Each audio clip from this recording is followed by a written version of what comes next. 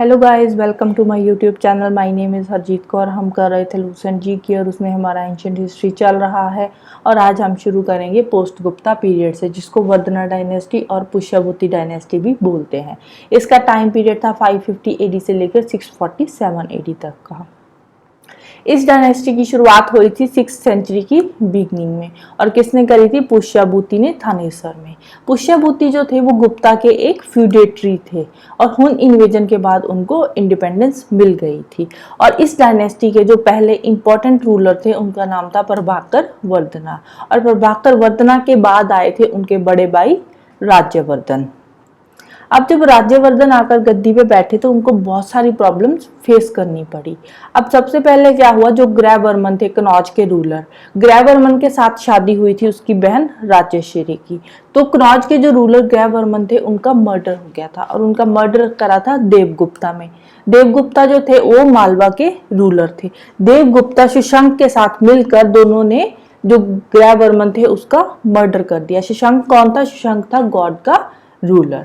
अब उसके बाद जब ग्रैवर्मन जो कि कनौज का रूलर था उसको उन्होंने मारने के बाद कनौज को ऑक्यूपाई कर लिया और जो राज्यवर्धन की बहन थी राजेश्वरी, उसको इम्प्रिजन कर लिया, उसको कैद कर लिया। उसके बाद राज्यवर्धन ने देवगुप्ता के अगेंस्ट कैंपेन चलाया और देवगुप्ता को मार दिया। देवगुप्ता को तो उन्होंने मार दिया, बट 606 एडी में शशांक ने राज्यवर्धन को भी मार दिया।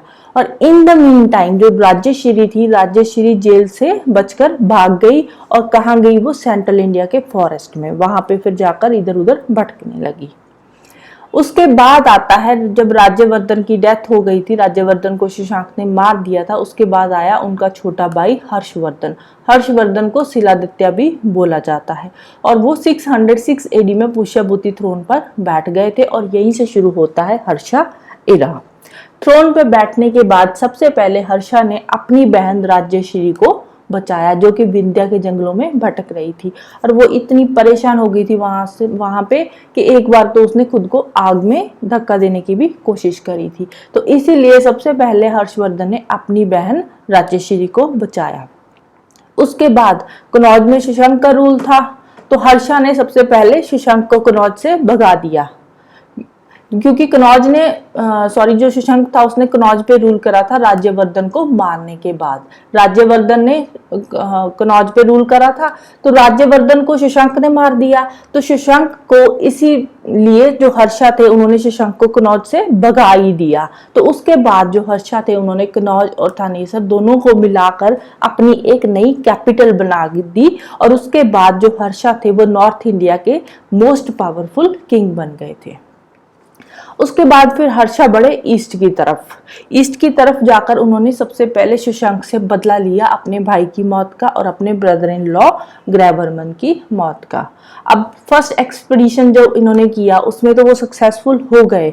गॉड के अगेंस्ट जो इन्होंने फर्स्ट एक्सपीडिशन किया था उस पर वो पूरा सक्सेसफुल हो गए थे, उनको उन्होंने हरा दिया था।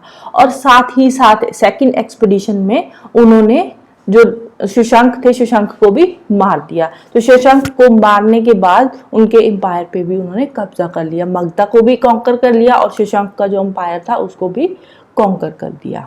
उसके बाद जो हर्षवर्धन थे उन्होंने हराया ध्रुवसेना 2 को। ध्रुवसेना 2 वल्लभी के रूलर थे।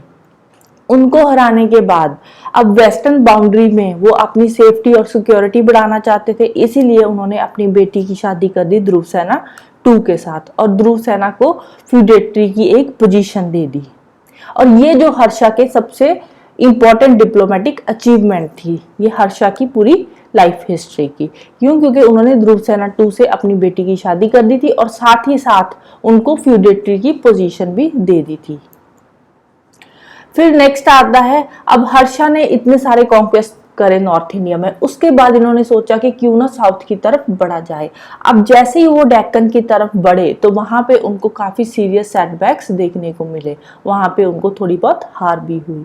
अब जैसे ही वो डेक्कन की तरफ बढ़े तो उस टाइम पे वतापी में चालुक्य डायनेस्टी में पुलाकेशिन 2 का रूल था। तो पुलाकेशिन 2 जो थे उन्होंने हर्षा को हरा दिया था कहाँ पे लड़ाई हुई थी? बैंक ऑफ नर्मदा पे, नर्मदा नदी के किनारे पे लड़ाई हुई थी और वहां पे जो चालुक्य के किंग थे पुलकेशिन II, उन्होंने हर्षा को हरा दिया था। और ये हर्षा की जिंदगी की सबसे पहली हार थी। अभी तक हर्षा कभी भी अपनी जिंदगी में हारा नहीं था। ये पहली बार ऐसा हुआ था कि पुलकेशिन II ने हर्ष को हरा दिया था। और अगर आप चालुक्य के रिकॉर्ड्स देखोगे तो वहां पे अभी भी यही लिखा हुआ है कि जो हर्ष थे वो नॉर्थ रीजन था कंट्री का, नॉर्थ कंट्री के लॉर्ड थे, वहां के किंग थे। तो जो इनके नॉर्थ इंडिया में जो इनके कंट्रोल के अंडर एरिया आता था, वो उसमें कौन कौन सा एरिया आ जाता था? उसमें ईस्टर्न राजस्थान का एरिया भी आ जाता था, गंगा वैली से लेकर असम तक का सारा एरिया जो था वो हर्षा का ही था। इसका जो एम्पायर था हर्षा का, उसके एम्पायर में बहुत सारे छोटे छोटे फ्यूडल किंग्स भी थे। तो इसके अलावा जो हर्षा थे, हर्षा ने चाइना के साथ भी अपने डिप्लोमेटिक रिलेशंस को काफी अच्छा रखा, मेंटेन करके रखा।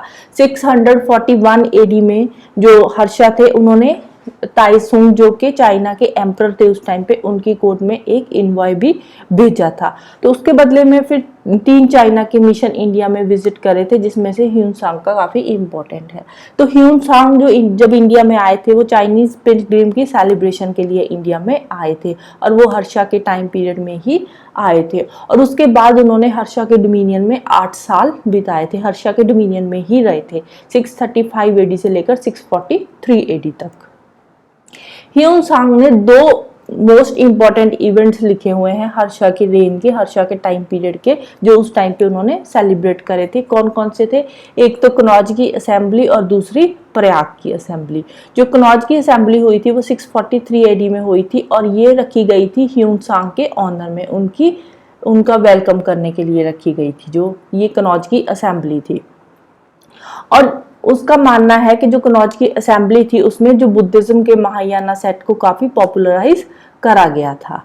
सेकंड जो था इवेंट वो था प्रयाग असेंबली। जो प्रयाग असेंबली थी ये हुई थी 643-44 एडी में ये हुई थी। जो प्रयाग असेंबली थी उसमें हर्षवर्धन ने एक रिलीजियस फेस्टिवल को सेलिब्रेट करा था, जो कि वो हर 5 साल के बाद सेलिब्रेट करते थे।